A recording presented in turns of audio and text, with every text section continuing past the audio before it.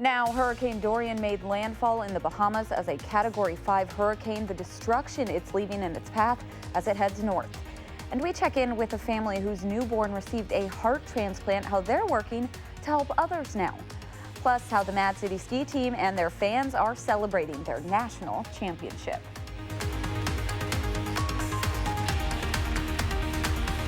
From the Channel3000.com Alert Center, this is News 3 Now at 10. Thanks for joining News 3 Now at 10. I'm Amanda Quintana. Today, Hurricane Dorian made landfall in the Bahamas as a Category 5 hurricane. Florida, Georgia, and the Carolinas are bracing for Dorian as it slowly moves north. CBS News' Nicole Killian is on the beach in Jacksonville, Florida, with the latest on mandatory evacuations and preparations. Hurricane warnings were issued Sunday for parts of Florida's east coast as Dorian batters the Bahamas and menaces the U.S. We're seeing some really devastating images out of the Bahamas. Please keep them in your prayers.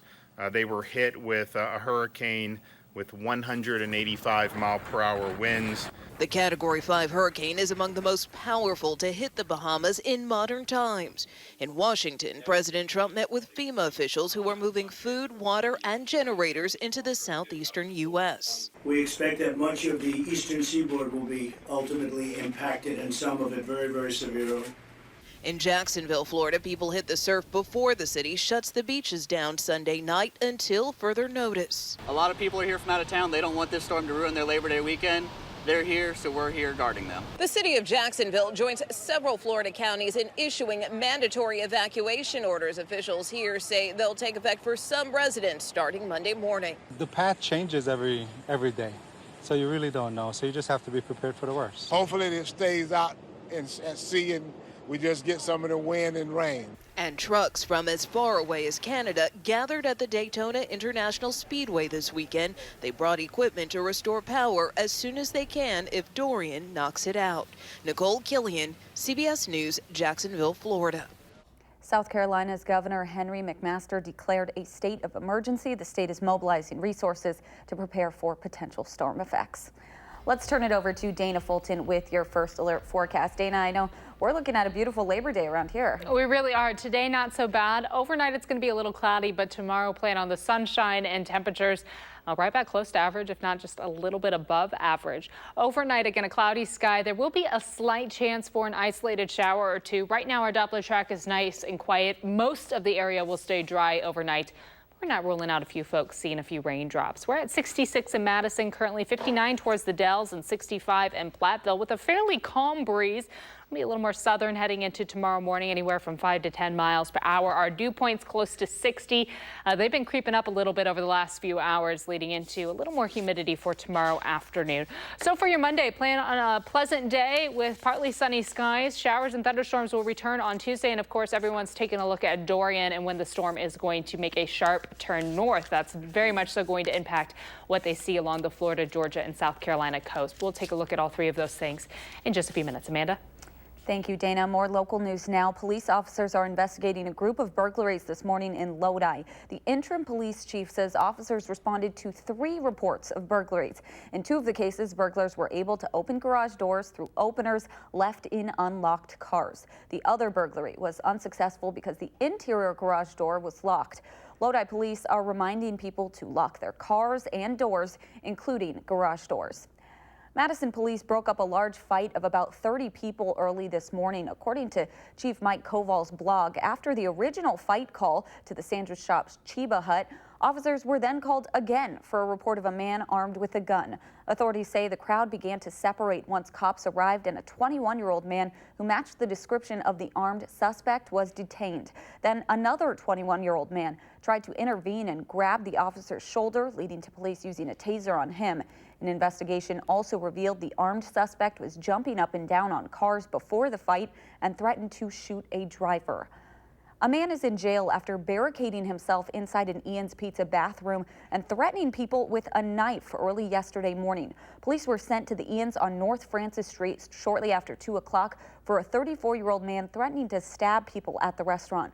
Officers forced their way into the bathroom and arrested the man on charges of disorderly conduct while armed and resisting.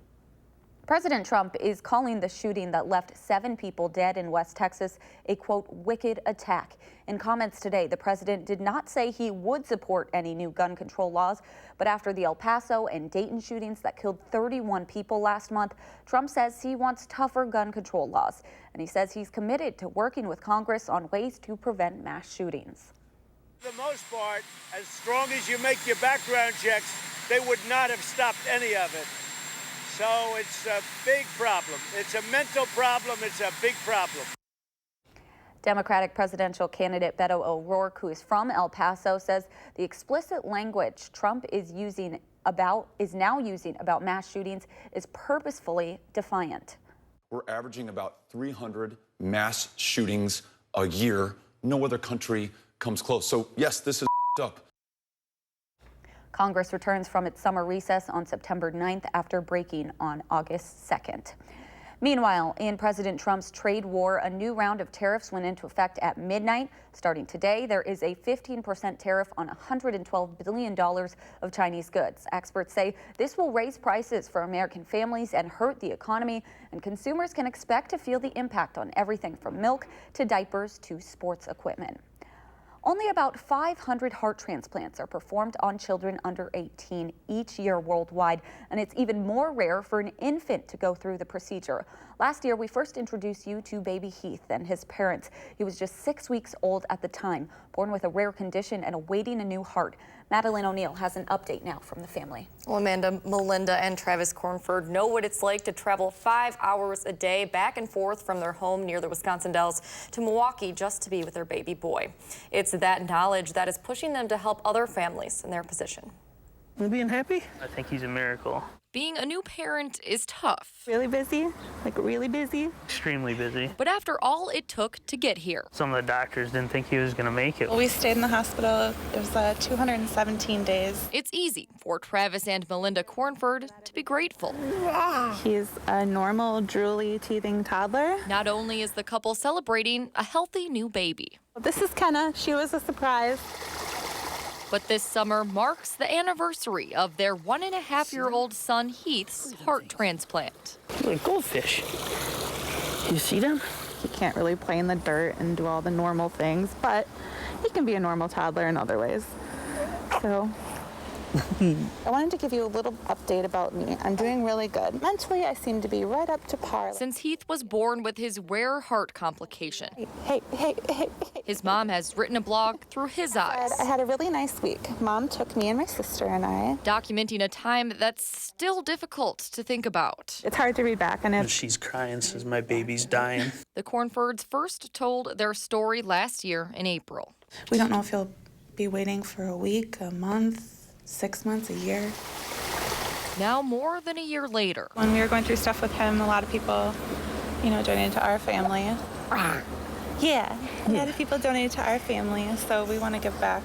Giving back with their new nonprofit, A Heart for Heath, which offers families in Madison and Milwaukee's cardiac ICUs care packages, with the eventual goal of helping with worries like mortgage payments. Things that you shouldn't have to worry about when your child is in the hospital. I got to meet so many of my old nurses, my girlfriends, haha. As the Cornfords write a new future with open possibilities. Yeah. They're using their past experience to make life for parents in their shoes a little easier. We're fortunate we got to bring our son home, and he's doing well, and I really want to be able to help pay it forward.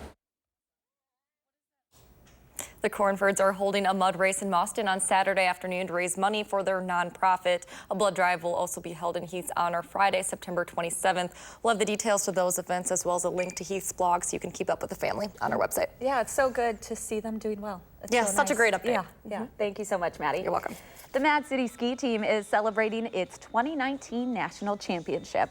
The Madison-based ski group hosted its last show of the summer tonight in a year that was capped off by their 11th title and first since 2009. The team is made up of people of all ages, ranging from kids under 10 to skiers in their 50s. One fan at tonight's show who grew up going to Mad City ski shows in the 80s is excited to share the tradition with future generations. Oh my gosh, it brings families together. It's something fun, free to do on a Sunday afternoon. So yeah, I love it. It brings family and friends together on a Sunday afternoon.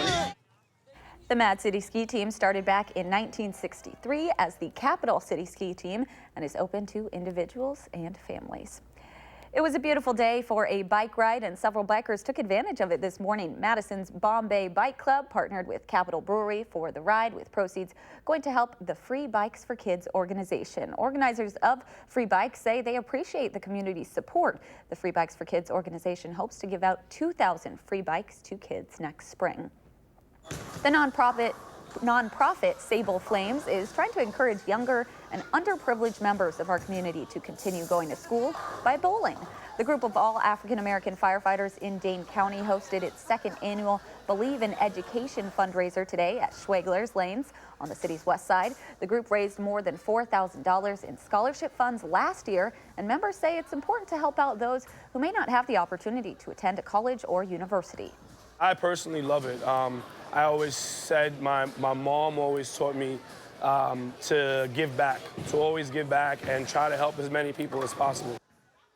All proceeds from today go to the Jones Robinson Scholarship, which is named after 5 black children who passed away in a house fire in March of 1990. In addition to providing scholarships, the Sable Flames say its goal is to help each other and provide support and leadership to its members and all members of the fire department. Coming up next on News 3 Now at 10, how Madison's Jewish community is celebrating the arrival of a new Torah. We show you the hard work it takes to complete it.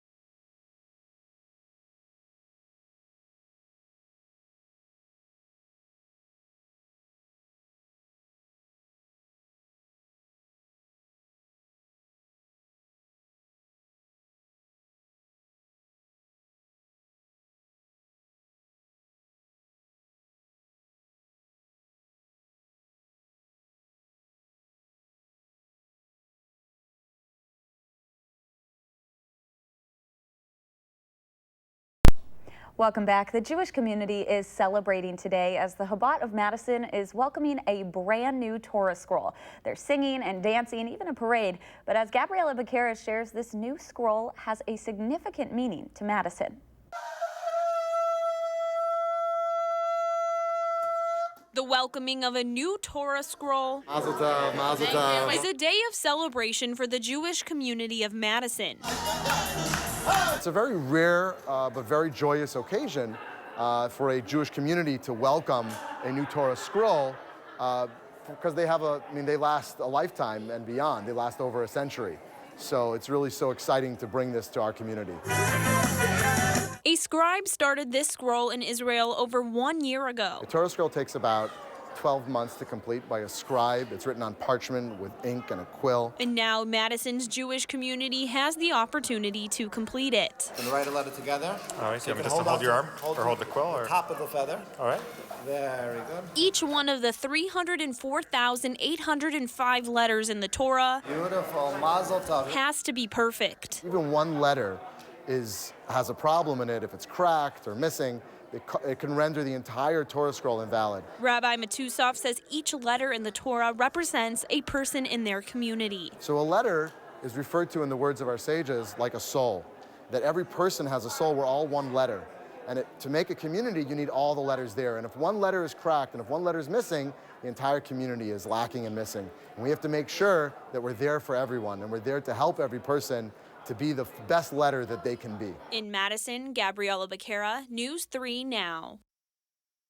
The Torah scroll will be pulled out and read from at least 3 times a week. They read portions at a time, taking an entire year to read through the entire thing. Let's get a look at your first alert weather with Dana Fulton. Overall, things for us, of course, nice and quiet, but I would argue most meteorologists throughout the country right now are keeping a very close eye on Hurricane Dorian, a very powerful Category 5 hurricane. That's the highest rating on the Saffir-Simpson scale, so it's not going to get any bigger than a Category 5, though those sustained wind speeds could still pick up just a little more. The main focus for the next 24 hours, 36 hours is when this system is going to turn north. It's going to continue to travel northwest heading into Monday and Tuesday. But if it turns north a little later, then more of the Florida coastline is going to be impacted by Dorian. It's going to see more wind, more rain, and a bigger storm surge. If the storm does make it turn north earlier, then it won't be dealing with Florida as much, but it's going to be much stronger as it does head towards the Georgia, South Carolina, and North Carolina coastlines. As you can see, it is going to continue to weaken, though, as it travels north. The problem there with the system, of course, weather doesn't like terrain. So as that system travels north and has to touch more of the terrain and more beaches and more of the coastline, it is going to weaken quite a bit, but still a very powerful Category 3 right now with that track likely taking it up towards South Carolina and North Carolina. We're still going to be keeping a close eye on when that turn north does happen. Right now we're quiet throughout the northern Midwest, a few isolated showers towards Green Bay. There is the slight chance for an isolated shower to slide through southern Wisconsin tonight, but overall we're in for a pretty quiet evening as we head into Labor Day Monday.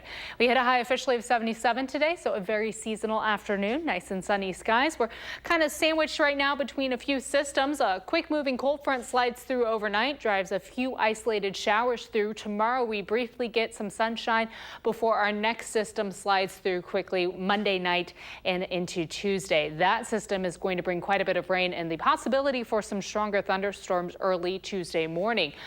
For Monday, we have a marginal risk of severe weather for much of the area, a slight risk to the northwest, and that's for Monday night as those storms do slide through. Not for the day, because Monday during the day we're going to be able to enjoy a partly sunny sky and a little warmer weather. Again, the rain chances come through Tuesday morning. Most of the heavy rainfall will stay to the northern edge of the state, but we're not going to rule out the chance for some of those heavy showers to seep on south. Overnight temperatures won't fall too much because of a mostly cloudy sky. By Monday morning, just a few isolated shower chances possible, but in the afternoon, warm and partly sunny. Heading into Tuesday, those shower chances creep in the morning. Your Tuesday commute likely going to include some showers and thunderstorms. Notice a very strong wind expected for Tuesday. Those gusts are going to pick up quite a bit as that system slides through. Overnight temperatures will hold steady, but will start to warm on up once the sun does rise, landing at about 62 for Madison early on Monday morning. Pretty mild to start off the day, and in the afternoon, it's going to be just a little warmer outside. will be close to 80 for afternoon highs. Even warmer still for Tuesday and a little more humid with those shower and thunderstorm chances creeping in mostly in the morning. There will be the chance for an isolated shower or two in the afternoon, but most of the rain chance will be in the morning. Behind that system, temps drop quite a bit on Wednesday. We're in the upper 60s with mostly sunny skies for Wednesday and back to the low 70s for Thursday and Friday. So a pleasant work week expected after we get through Tuesday's storms. And tomorrow is the day if you want to barbecue. Yeah, grill out. It's going to be nice. Yeah. All right. Thank you so much, Dana. It's officially game week for the Packers. We hear from Coach Matt LaFleur next in sports.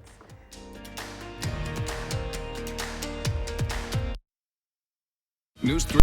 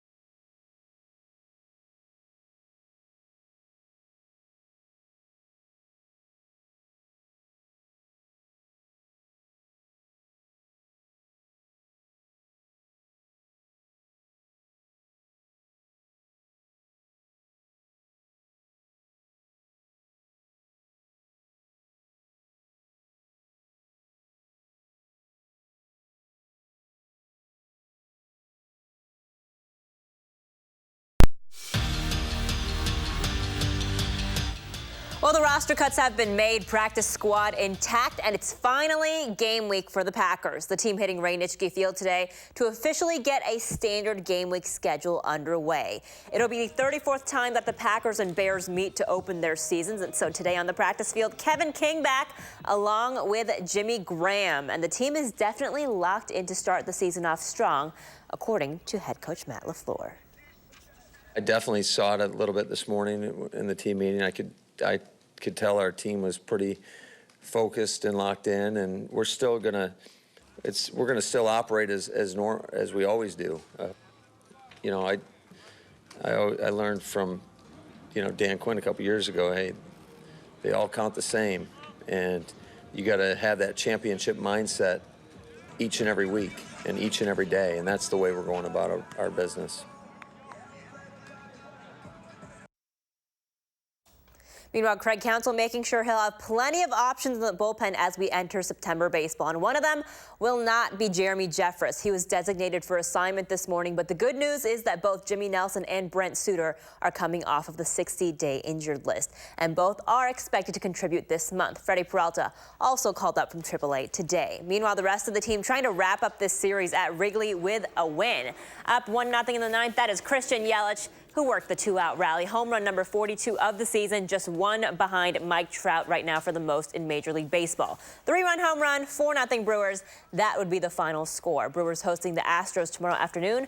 Cubs hosting the Mariners. In St. Louis, the Cardinals hosting the Reds, going for the series sweep. Cincinnati putting up a fight, though, tied at 1 in the third. Eugenio Suarez taking that one deep to center field. 2-run home run, Reds up 3-1. But there were some ninth-inning heroics for the Cardinals. Tie game at 3. Harrison Bader dropping that one deep in right field for the game winner. Cardinals win 4-3 the final. So here's a look at the National League wildcard standings. Brewers have got a battle ahead of them for these next few weeks of the regular season. Brewers and Cubs will face each other yet again, though, because they missed each other so much on Thursday for a 4-game series at Miller Park. The big guns flexing their muscles at the U.S. Open in Flushing, New York today. Roger Federer dominating against David Goffin, beating him in straight sets. Goffin only got 4 sets off of Federer, who is now in the quarterfinals for the 13th time in his career. On the women's side, Serena Williams, she's become the queen of overcoming adversity lately. Got through a rolled right ankle in the middle of the second set against Petra Martic, but still won in straight sets in 1 hour and 32 minutes. Very casual. Serena is off to the quarterfinals too, aiming for her 7th U.S. Open title. Bethune-Cookman versus Jackson State game. Warren Newman scoring on a 34-yard touchdown pass from Jalen James. But after the score, the Jackson State mascot running into the end zone to help Newman keep the ball, and welp, ref throws a flag. Unsportsmanlike conduct on the Jackson State Tiger. Unfortunately, after all that, they lost 36-15. He knows it. He knows he shouldn't have done that. But that's a first. I've never seen a penalty on a mascot before. And they know. Okay, I know. they know you can't just run I know. in there. Bucky, but don't get involved. Yeah, Don't do Bucky, anything. don't Stay do on the it. sideline, okay? It'll be okay. We'll be right back.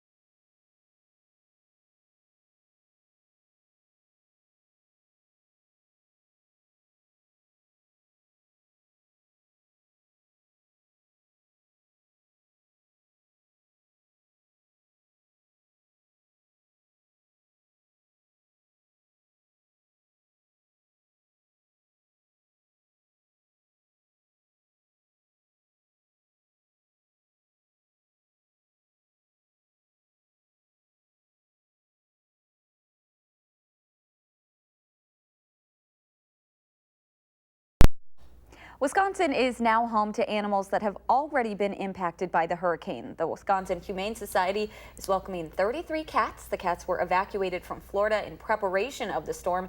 Sending the cats up north means shelters down south will have more room to take care of animals displaced by the hurricane. Some of the cats are already up for adoption in Milwaukee. That's always one of the things with these storm stories. You know, it's hard. So Yeah. I'm glad that they're making room. Yeah, a lot of folks, of course, get evacuated and they may or may not have been able to get to their pet before they left. Back here at home, though, we're looking at a nice and sunny Monday. It's going to be a little warmer outside, close to 80 for afternoon highs. Shower and thunderstorm chances early Tuesday, and then a few more chances in the afternoon. Sunshine returns for the middle and end of the week. All right. Thanks so much for joining us. Have a great night.